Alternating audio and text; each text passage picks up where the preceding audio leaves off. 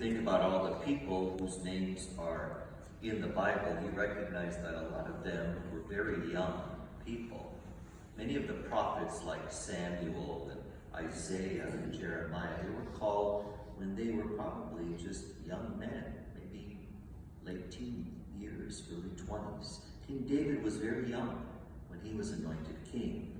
Esther was a young woman when she interceded on behalf of her people who were being persecuted. But there are many other older people as well who are part of salvation history. In many cases, you have elderly people who acted very boldly and courageously when God called them in some capacity. Abraham and Sarah were already in their 70s when God called them to make this journey to another land. Moses was an old man by the time he and the Israelites arrived through the desert into the Promised Land. In the New Testament, we meet elderly people who did courageous things. Zechariah and Elizabeth, parents of John the Baptist, had a child in their old age.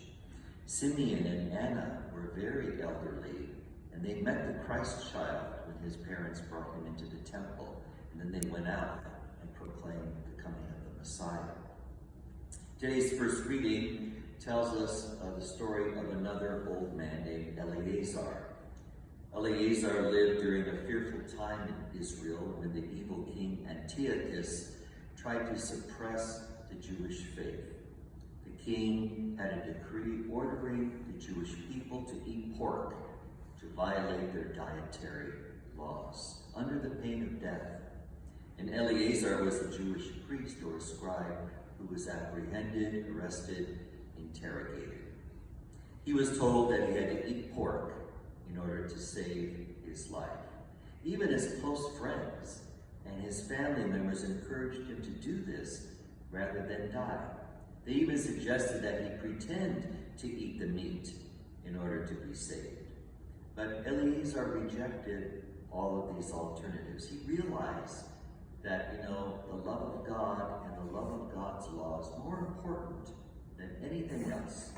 He even rejected the possibility of pretending to eat the meat. Why? Because it would set a poor example for other faithful Jews. So in the end, he goes to his death, remaining faithful to his Jewish heritage and to God's law.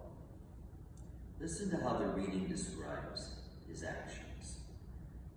Eleazar made up his mind in a noble manner, worthy of his years, the dignity of his advanced age, the distinction of his gray hair, and of the admirable life he had lived from childhood.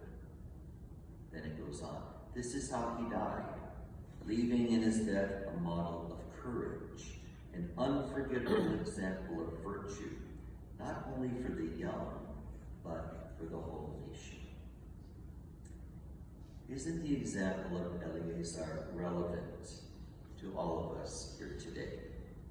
Whether we are young or old, we are called to give the example to other people, to give witness to God's actions in our lives. By our love for God, we are empowered, regardless of age, to do courageous things. It doesn't matter whether we are young or old. Each of us is capable to give witness to our faith by our words and examples. And in fact, those who are advanced in years, it has to be recognized, are more capable of doing this because of the wisdom they have gained through the years. In 1999, Pope John Paul II wrote a letter to the elderly. He was elderly himself.